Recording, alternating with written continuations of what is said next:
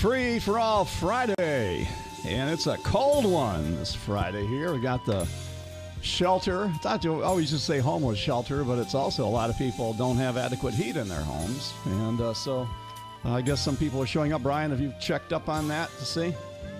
We got a news tip about the numbers of people that were going there, and I know that one of our reporters is following up on it, but I don't know the results yet. Okay. Maybe somebody in the room does. I don't know. Okay. All right, well, let's introduce our guest here today. By the way, we are streaming live on Facebook and our Flagler Radio YouTube channel, so you can take a look at everybody, what we're doing in here. Something new for us here. We never used to have to worry about war or people didn't do their makeup or hair and nobody knew the difference. And now, Greg Hansen, your hair's looking pretty good, by the way. All right, Greg Hansen, our county commissioner. It's been a while since you've been on. Good to have you back. Thank you very much. It's good to be here. And you brought along some friends. Heidi Petito, our Flagler County administrator. Morning. Good morning. One Glad to be here. And two, Palm Coast has been stealing the show with all that crap going on over there. So we figured we need to get back to the county here and our deputy administrator, Jorge Salinas. Good morning, Jorge. Good morning. Good morning. All right. So there's a lot of things going on in the county, and we thought maybe we could kind of wrap it up here in one show and get a lot of sound bites for next week to educate people to it. Last night, currently, you had a town hall meeting, right, Heidi? Or go ahead, Greg. Tell us about an erosion control line. Right. The erosion. First of all, what is it? The erosion control line legalizes or puts into law, if you will, the high water mark. So most people that have homes on the beach, their deed says that their property goes to the high water mark. But the high water mark could change daily with tides and everything else. Before you can do a beach renourishment project, you have to establish legally what that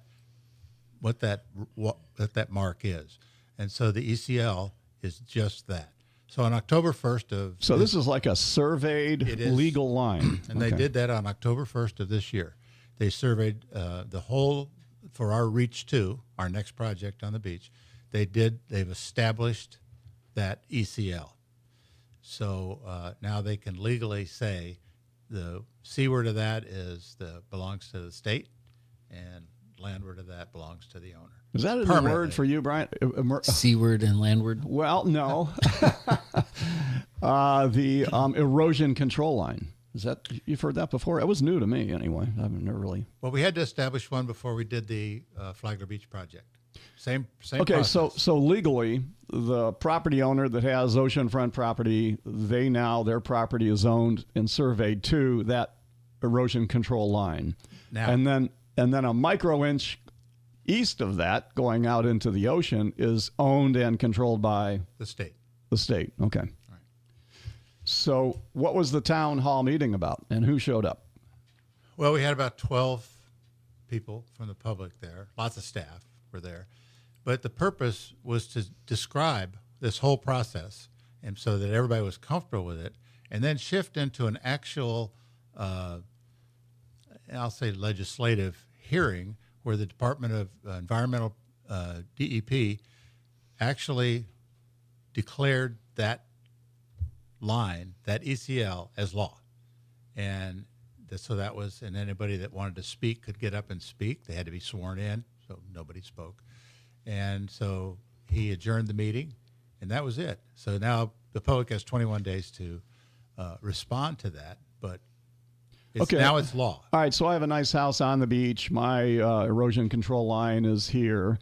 But don't I, as a common folk, middle income, average person in Flagler County, have a right to still use that beach, even though it's owned by that homeowner? Yes.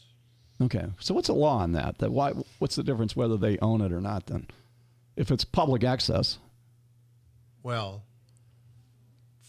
not for legally, in order to establish who's going to maintain it, establish where we're putting state funded sand, that line's important.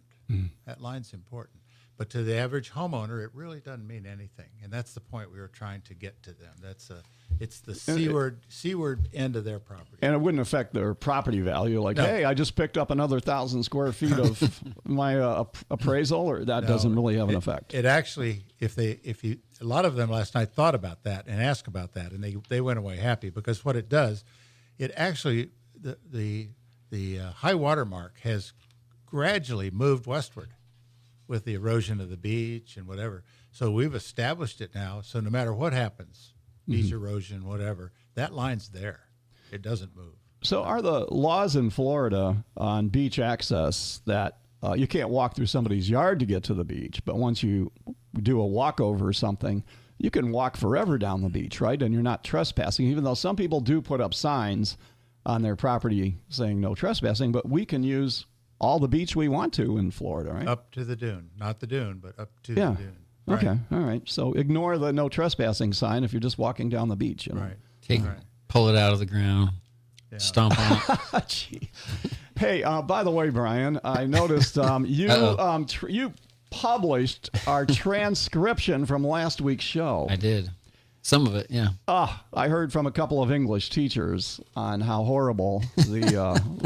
That's the first time I've ever actually seen a transcription of what we say. So I need to. It was cleaned up quite a bit from what we actually said. I mean, as far as half sentences and and things like that, that's all gone. So I thought it made us look a lot smarter than we were. Oh, good. Okay. Yeah. Well, thank you for that, Greg Hansen. Yeah, I just wanted to wrap up that discussion we had. We passed the customary use ordinance so that everybody can walk up and down the beach. And now we're in the process of getting easements from each of the property owners. And the easement only allows us to put sand on the dune and seaward of that. It doesn't allow any work on their property west of the dune. Nothing. Okay. Not you can't walk through it, nothing. All right. So that's what we're working on that now, is get the easements. Hey, anybody jump? I have a question. It's like, here it is on the front page of the Observer, by the way. Thank you. It's city gets for annexation. Annexations are all over, and they're annexing from the county. It's like, is the county going to be left with any property? It sounds like you're, getting, picked apart to the bone. Is that a concern for revenue for Flagler County that all this land is going to be city property? Well, for me, it's a sticky subject because I've got a real strong opinion on it. But I don't understand why people want to do it, because it costs them more money. If they annex into the city, they got to pay city taxes. And they still have to pay county taxes. They still have to pay county taxes. So it's a lot more money, isn't it? Yeah, it's a lot more money. So I don't get it. So you're not losing money when they annex into Palm Coast. No. And then Palm Coast has to provide the utilities and things, which is saving you money. Well, it depends. We still provide all the ambulance services. We still provide all the senior services. Depending on where they are, we're still providing fire services. We still provide police services. So I don't get it. I don't know why they would want to shift into the county and become just another taxpayer for the county. I don't get it. Into the city. Yeah. The city, into the city. I'm sorry. Well, there's a law. There's an ordinance, right, that you have to, if you're contiguous to the city property, then you have to annex in to get city services. So I think that was built in from, which I mean, it does kind of make sense. They're also sitting there right in the city, so city services are serving them too, I guess. So, all right, okay. Well, anyway, isn't the county a lot easier to get along with than the city of Palm Coast? Very much so. We get along with everybody. We do. All right. We get along with Palm Coast very well. All right. So, Heidi, what are the top priorities that you're working on as our administrator right now, like in your days and the time that's filled with you? That I know we have legislative priorities and that kind of thing. But right now, what's top of the mind important with our county administrator, Heidi Petito? Well, we've been really busy. I think Jorge and I, over the last probably year and a half, have been really focusing on the beach renourishment and really coming up with a funding plan and a strategy. Last night, we weren't able to go to the ECL meeting, the erosion control line meeting. We actually were at a different meeting. We went to the Town of Marineland for their town meeting to talk about the county's coastal erosion management plan and how do we plan on funding it. It's really a follow-up to the joint county-city workshop that was held this month, and then it's going to reconvene in March. So we wanted to go out and take the time to meet with each one of those municipalities ahead of when they reconvene in March to really educate them on what our plan is and share with them the funding plan that we are laying out as staff. And I'm sure you're hearing, and you're hearing from Palm Coast, Pinell residents that, like, why should I pay for the beach? I'm not the millionaire with the mansion on the beach and everything, and I don't really benefit from it. If I go to the beach once in a while and watch a sunset, why should I have to pay for that? Well, I think there's a misconception there because there is a countywide benefit that if you look at the value of property that you have on the Barrier Island and you look at that tax base, per capita, the Barrier Island generates more in taxable value than anywhere else in the county. So if you looked at if we had a potential loss, whether it's a direct hit, Cat 1, Cat 3, if we were looking at a 25% reduction in value, we would lose over $8 million a year. School board would end up losing, I think it was like $6.5 million.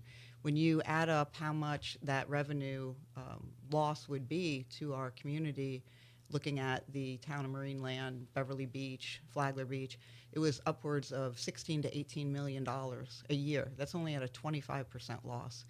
Try providing the same level of service that you receive today, minus $16 to $18 million.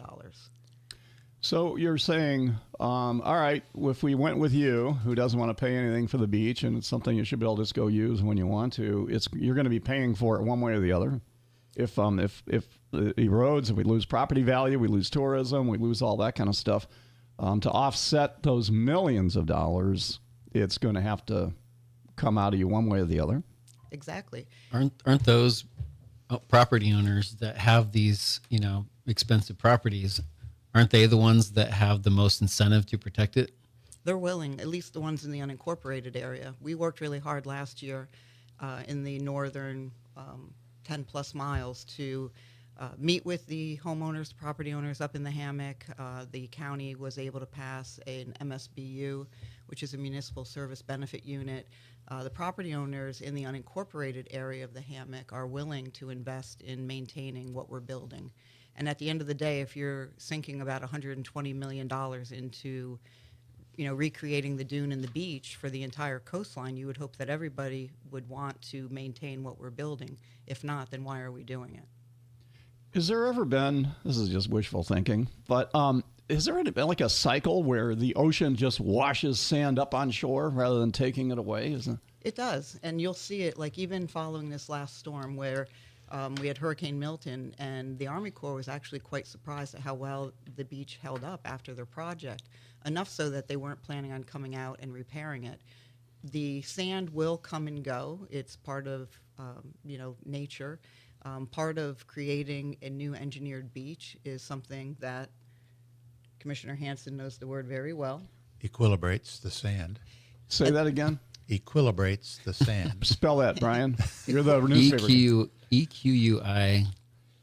Equilibrate? Yeah. Librates. There you go. Okay. So it's equilibration, but it's the natural, it's the, resetting of the beach, the new profile. And you can see it in Flagler Beach already. Some of the coquina sand is back.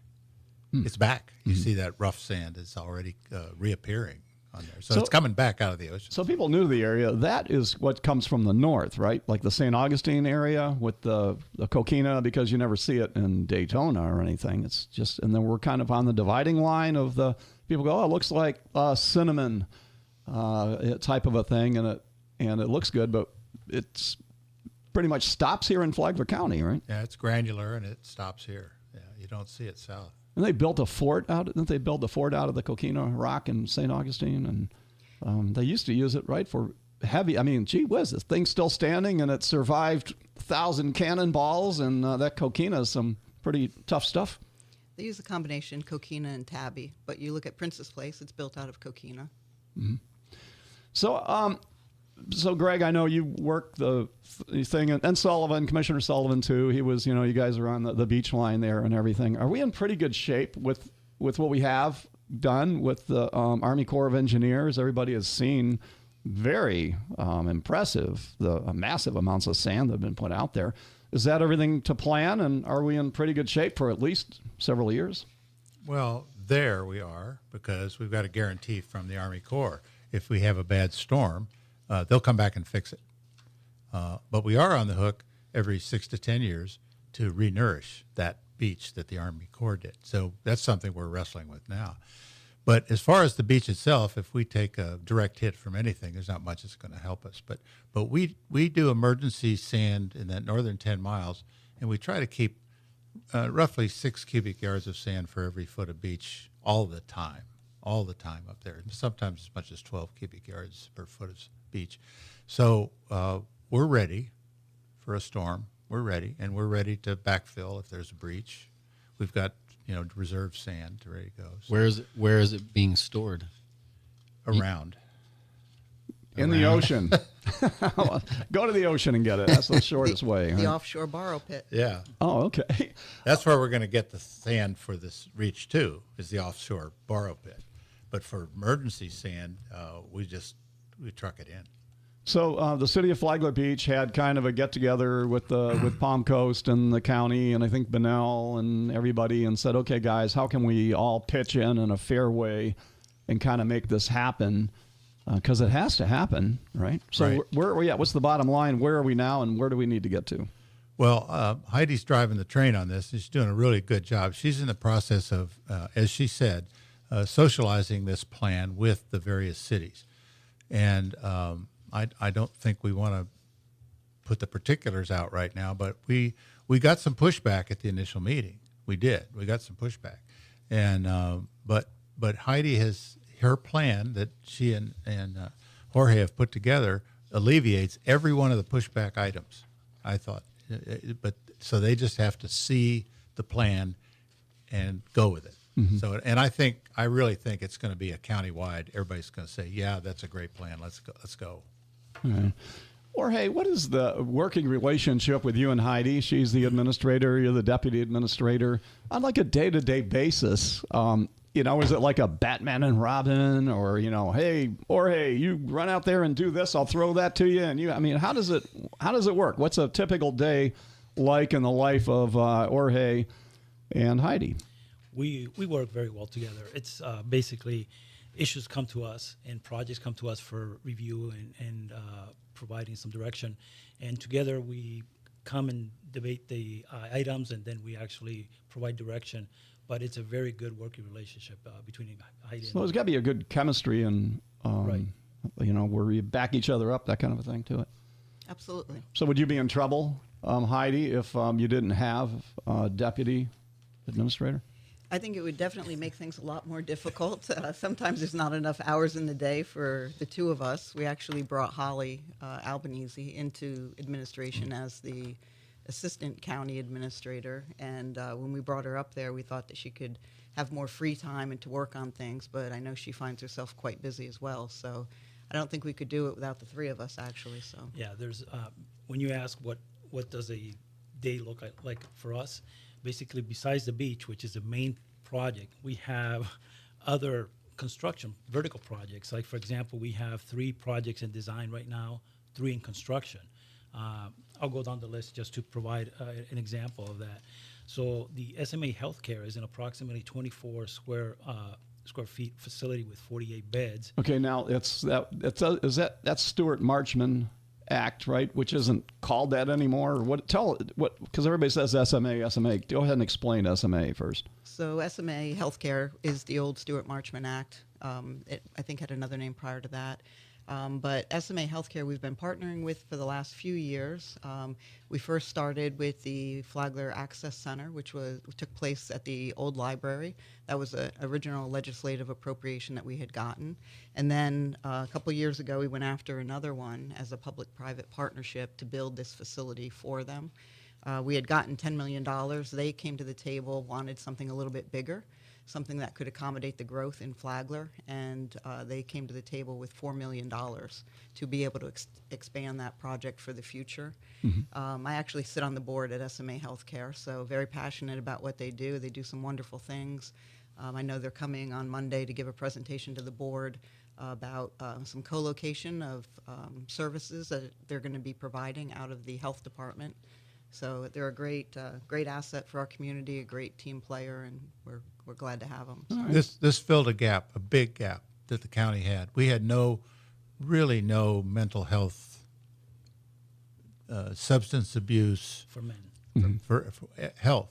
We had the Women's Center that was out off Old Hawk Creek Road out there by the jail, and so we had, and that was good. But this project brings now a men's center, and it's going to be right across the street. It's going to be right out there near the jail, and it's our land. We're giving it to SMA, and the $10 million, and they're for, and we're going to build this facility, and it's greatly needed. Otherwise, we truck them off to Volusia. And Jorge, you said how many beds? 48 beds. It's a $14 million project, and it's expected completion by FY26 Q3. Okay. Brian, you had a question? That's what I was wondering, the timeline of it. Okay. So back Okay, to you. didn't mean to interrupt you. Go ahead. Yeah, and then we have the other two projects in design, very important for the community. Fire Station 50, which would be the headquarters for Flagler County Fire Department, approximately 19,000 square feet. And that is And where? That's going to be across the entrance of the GSU. The government complex Oh. in Bunnell. Okay. Yeah, so Like by the water tower? by the water tower, Yeah, correct. where the fire station is now. Or the 62. old jail, where the old jail used to be. Right. Yeah. Where the Food Lion used to be? Yeah. Yes. So that's a $12 million project. Expected completion date is July, August of 2026. We're also working on building another fire station out in between intersection of 305, County Road 305 and State Road 100. That's a 10,000 square feet fire station, $7 million budget, and also to be completed at July, August 2026. There's a Nexus Center. I don't know if Heidi wants to talk about the Nexus Center. Yeah, we've got the Nexus Center, which is something that we had started. It's a co-location of the Bunnell Library branch and the Health and Human Services component at Flagler. So that's underway. We're actually going to be doing a topping out party. I believe it's next week. And then that one is roughly about a almost $16 million project, anticipated to be complete by like November, December of this year. So it's pretty exciting. Really? And that fulfills a huge need for the county. We really needed a southern library. See, like Really, nobody has driven by there because the road's not done yet, right? Right, yeah. Well, Yeah. the road that it's on is done. Well, the Commerce well, Parkway, yeah. the byway Yeah. is not done yet. Commerce But- Parkway is. Don't call it a bypass. I know. Right.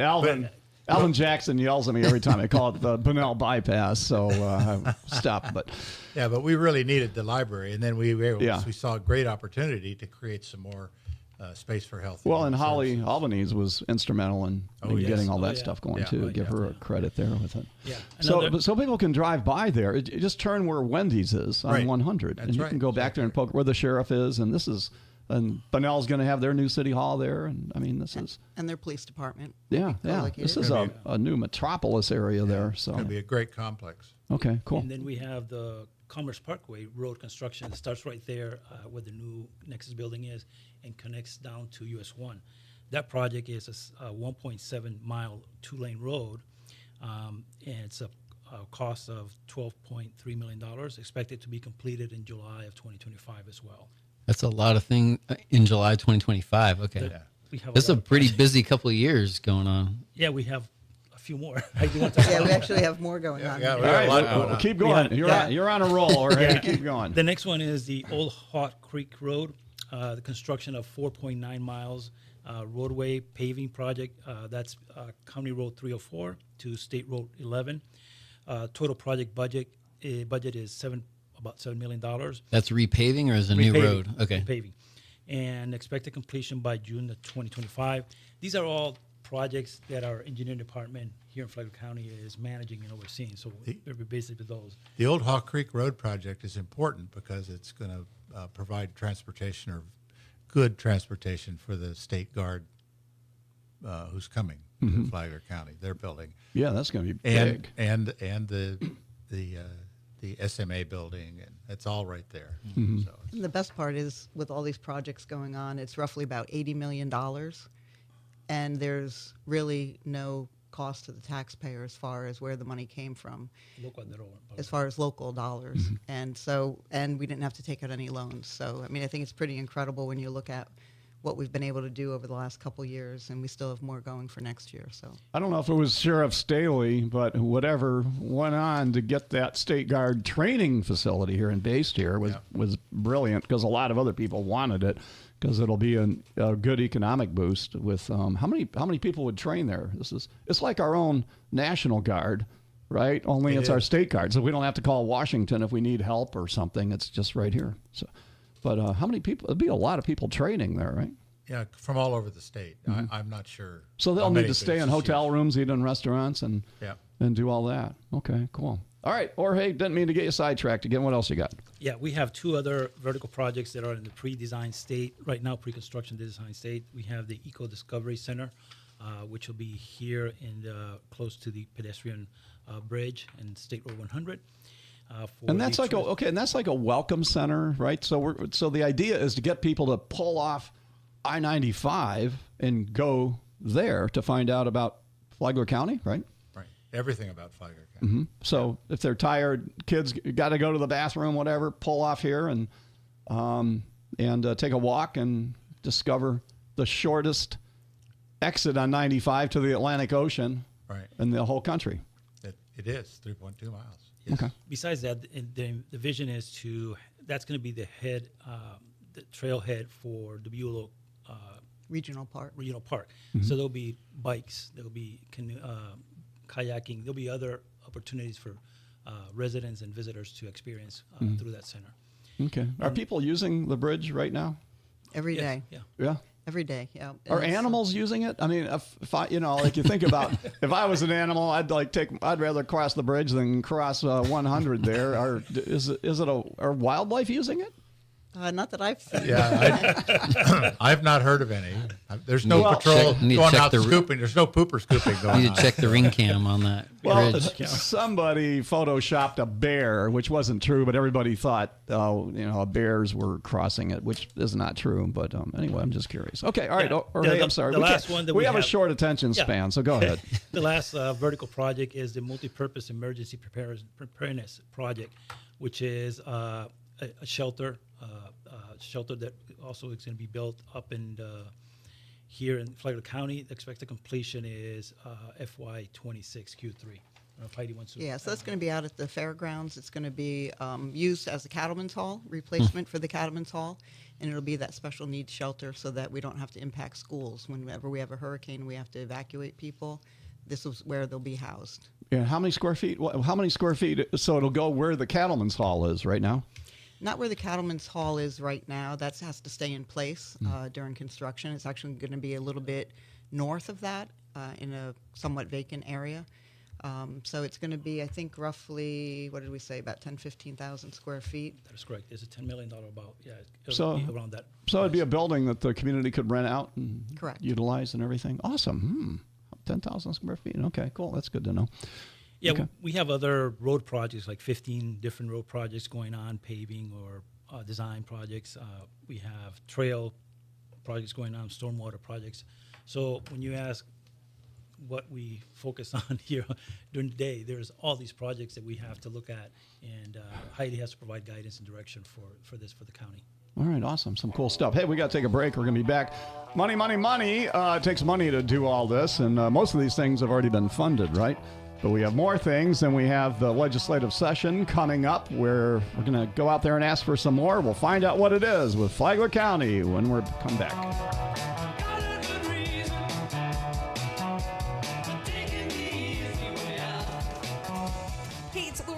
For Flagler Radio on this Friday morning. It is all about health today as we are live at the Palm Coast Community Center for our annual Health and Wellness Fair going on till 2 o'clock today, talking with Michelle from Your Health. And Michelle, tell me a little bit about what it is that you all do now. Today you're doing blood pressure screenings, right? Yes, we are. We are your mobile primary care physician office. We make healthcare convenient, and we see our patients in the comfort of their home. That's fantastic. How can folks get to know you a little bit better? They need to come by, get to meet myself and my travel nurse, Jonathan, and we have all the information they'll need. Alrighty, and of course you can get your blood pressure checked with Michelle and Jonathan while you are here. So come on by again. It's the Palm Coast Community Center, the Health and Wellness Fair, going on until 2 o'clock, presented by Advent Health, and it's Laura Z Live on Flagler Radio. Are you wondering if that old paint in your garage is still any good? Bring it in. We'll let you know. And while you're at it, if you need to match a color, Chip off some paint and bring it in. our color matching is unmatched. Benjamin Moore, corner of Old Kings and Utility Drive. Palm Coast. Hi, this is Ashley Katz of Serenity Realty Group. Managing properties can be stressful, but it doesn't have to be. My team and I take pride in providing top-notch service to both owners and tenants. Call me today at 386-221-2255. Serenity Realty Group. Peace of mind, one property at a time. Hi folks, Bill Gallagher with SolarFit here. Have you ever thought about utilizing solar power for your home or business? Well, there's never been a better time to plug into the sun and stop renting electricity. How would you like to let your roof start paying you each month?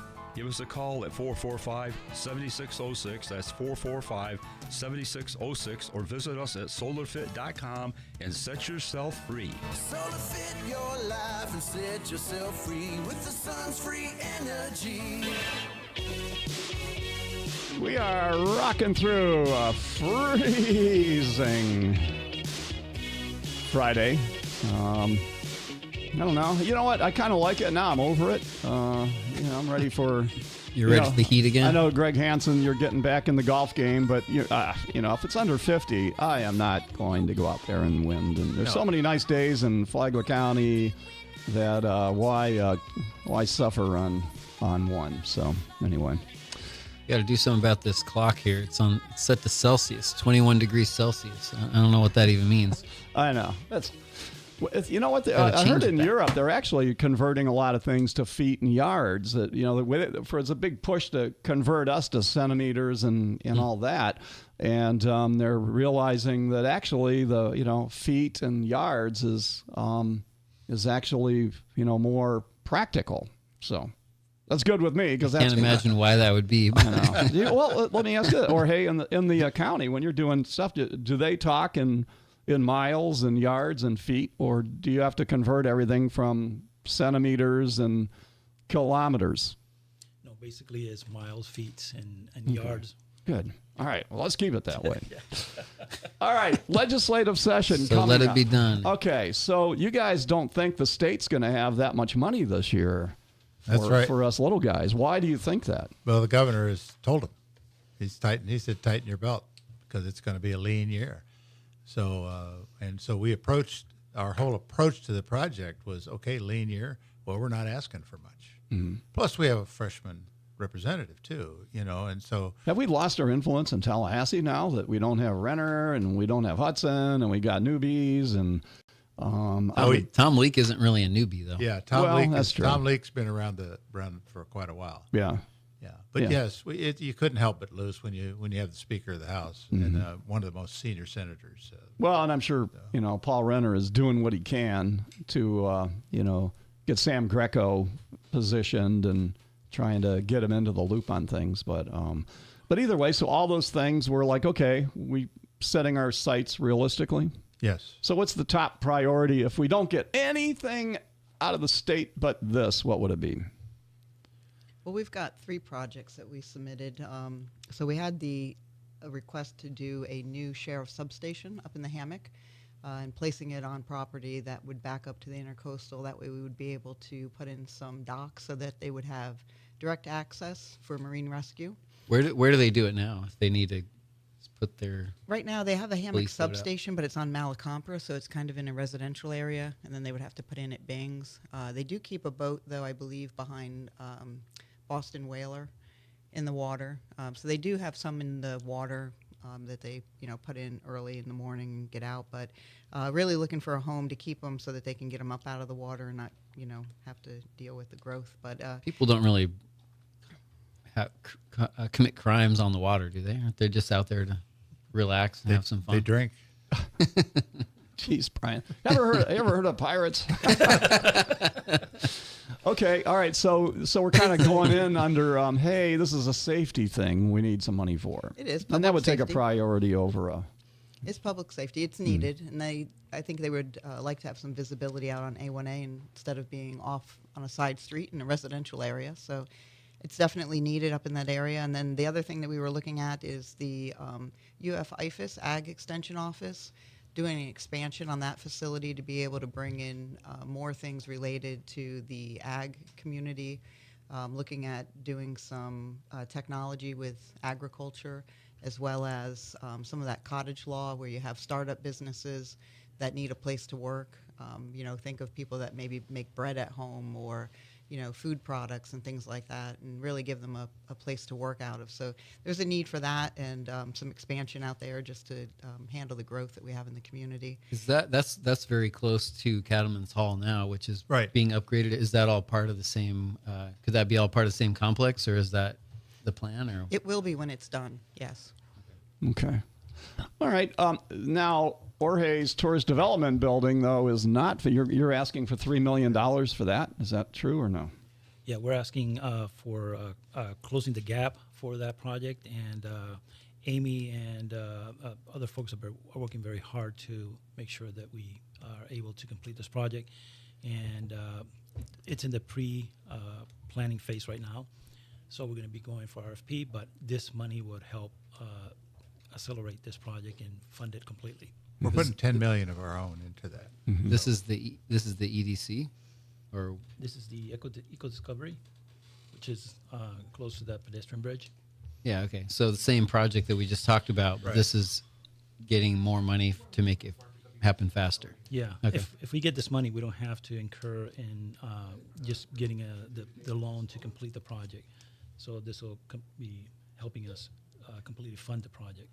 Okay. What do you think are the likelihood of getting these projects done or funded? Right now, like Commissioner Hansen said, it's very tight up in Tallahassee, so it's probably a 50-50 chance right now. Mm-hmm. So your strategy is, hey, look, we're not asking for the world. We're not asking for 50 things. All we want are these few things.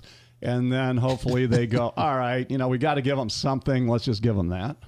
I think they want to see that the communities have skin in the game. So the big push this year was, how much are you coming to the table with? They don't want to have to fund the complete project. So I think projects that have skin in the game, whether it be land and the value of the land or local funding that can help with that project, they're really looking for that. They're looking for, not just you to come with a handout, but how much are you coming to the table with? And then I think they're more willing to give you something. Do they say, did we come to them with $5 million, and then they say, wait, we gave you that $5 million last year. That's still state money. No. That hasn't happened yet, but we're going to Tallahassee in March, so we probably know more then. I mean, last year, Paul Renner, he said that the governor isn't all that sympathetic to cities and counties and that have not planned, prepared for utilities. And, they have councilmen that don't want to, vote for increases and things. His attitude is, well, if you don't want to pay for it, you should have planned. So don't come crying to us that now you need it all of a sudden, which kind of fits the Palm Coast format with kind of like what's going on. And so there's not a lot of sympathy. So it's all, not just here in Palm Coast, but all across the state. Infrastructure is a real big issue as the systems start wearing out and getting older, and growth and all those sort of things to it. But I think at least from what I got from Paul Renner, was DeSantis's attitude was, you got to start taking care of your own here, and people got to start paying for, if you want to live in a nice place, be ready to pay for it, and don't expect somebody else in the state to pick up the bill for you. So anyway. All right. Oh, hey, speaking of, we weren't actually speaking of Kim Carney. Good morning, Kim. Good morning, David. How are you? All right. We weren't talking about you behind your back. We're going to talk about you right now, but I saw... I was listening, David. I was listening. Anyway, Kim Carney, one of our county commissioners, you are having a meeting next Tuesday on the Flagler County Airport Overlay Ordinance. So tell us, what is it? Why is it important, and why are you having a meeting, and who should come to it? Okay, great. So it'll be at 6 p.m., and it will be in the community center in Palm Coast. So this is a town hall meeting. I've invited a couple of staff from the county. Thank you, Jorge, for helping me with that. You're welcome. We have the the county attorney, Sean Moylan, with us. And we'll be talking about the ordinance that is being presented, has already been workshopped once on March 3rd. When commissioners ask to vote, we need to do as much research as we can. And I believe that there's some information out there that needs to be shared with the airport community. I tried to get the meeting a little bit closer to the airport, but the best we could do is not best, but the most available room was at the community center. So as the county or as the airport moves into the master plan later on this year, and in order for the airport to accept money from the state, we are required to have this ordinance in place, and it is built around state chapter 333. So if people have questions about why this is happening, it's because of our statutory requirement to accept funding. And this statute clearly lays out the overlay that's required for public airports. So this is kind of step one in trying to get this area resolved before we go into a master plan. That's the way I'm looking at it. No one has told me that, but I think anyone that's interested in the overlay, the ordinance itself, I would like to hear from the public before I have to vote. And this ordinance will impact future funding in Flagler County. So it's very important. So who would care about this? I would say if I'm a developer or economic development, hey, I would like to put a facility at the airport or something with this. Correct. Okay. What about everyday pilots? Or would they care? Anything that's there right now is basically grandfathered. This ordinance really brings us to height restrictions of what you can and cannot build within so many feet of the runway. Again, unfortunately, it's not unfortunate, but the airport is basically surrounded by the city of Palm Coast. So in this ordinance, it basically says that the municipalities surrounding the airport also have to come to the table and bring forth laws and how they're going to look at land use around the airport. So it mostly has to do with height, how high can buildings go? How high can towers go? Where can the towers be placed? And it's for the safety of the pilots. It's for the safety of, we do visual landings at the airport. So we need to keep the area clear. We need to keep the area free from obstructions. And that's basically what this is doing. Okay. All right. So we don't have violations right now. It's not like something's going to have to be torn down. It's not like people can't build houses. This is why I think there's a lot of information out there that just needs to be clarified. Okay. All right. Very good. Well, we'll get that on the news. Well, it's on now. We'll get it on the news Monday to make sure everybody's aware of it and get the word out. Okay. Thank you. Thank you, David. All right. Kim Carney, thank you. One of our county commissioner. Well, I said I was going to say new, but she's not really new, I guess. Hey, announcement here. I guess it's okay. On March 22nd, 23rd, Warbirds Over Flagler, returning to the airport. And this year we're going to do a drone show at night on Saturday night. You know about that, Brian? I've heard about it, yeah. Yeah, it's just rumors. Cool. You can't believe everything you hear. But they send out a press release. They're pushing it. So yeah. Oh, okay. Be cool. Nexus 360, Greg Blasset. Yeah. And Kelly Navarro. Yeah. So I've seen these drone shows. They're all computerized. And forget about the thing in Orlando. These aren't going to fly over your head like they did at the park there. But we got an airport and a lot of space for it. But that'd be a cool thing, versus fireworks that, we usually would sometimes do fireworks. But it doesn't upset the neighbors with drones, I would hope not. But, well, who knows? Out there, there's... I can't imagine anyone being bothered by it. Doesn't take much to upset the people at the airport area homes. We're going to take a break. We'll be back with more on Free for All Friday. Heidi Petito, Greg Hansen, Jorge Salinas, Brian McMillan. Get a shiver in the dark, it's raining in the park, but meantime Son of the river you step Ashley understood, like no other realtor, the particularly special nature of my property. Through her experience, professionalism, and her marketing program, she represented my house to attract multiple offers and a top selling price in record time. I very highly recommend Ashley Stover. Hi, it's Ashley Stover, your go-to homegirl at Florida Homes Realty and Mortgage. Call me today, 386-864-1951, or find me online at ashleysellsfhrm.com. Laura Z live for Flagler Radio on this Friday morning, Palm Coast Community Center. It is the annual Health and Wellness Fair presented by Advent Health. With me right now, Dr. Peggy with Ocean Shore Aesthetics and Wellness, and also Matt from Heritage Funeral and Cremation. Now, guys, why are events like this so important to our community? We just love informing the public about how to stay healthy and stay active. That's right. Now, you have the Beamer chair with you today. Tell us more about that. So this is the bioelectric magnetic energy regulation system, and this helps to improve your microcirculation to get oxygen to your endpoints. Now, Matt, tell me a little bit more about Heritage. So we are proud to be an affordable family-owned funeral home in the area.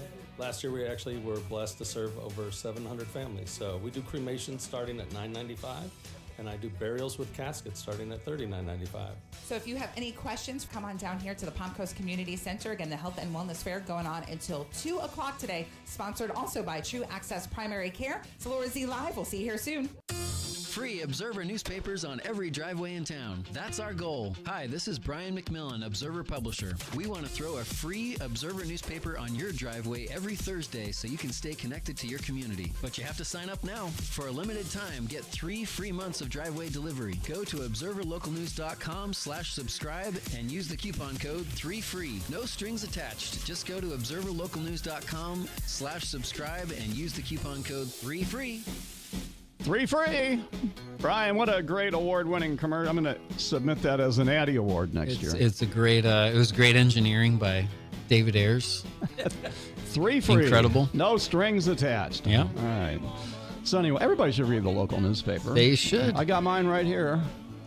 So I'm glad to see that. that. And you kiboshed your app, I guess you were saying, because I'm like, yeah, I'm sorry to we haven't done a good job of that, but yeah, the app that we had was kind of like a holdover from our former parent company, and so we decided to not use that anymore, and we're using a program called Issue, and so if you go to the website on the mobile, you can click on the little menu button and go down to the bottom, and it's the e-newspaper, and you can read the whole page-turning PDF for free online. The company is called Issue?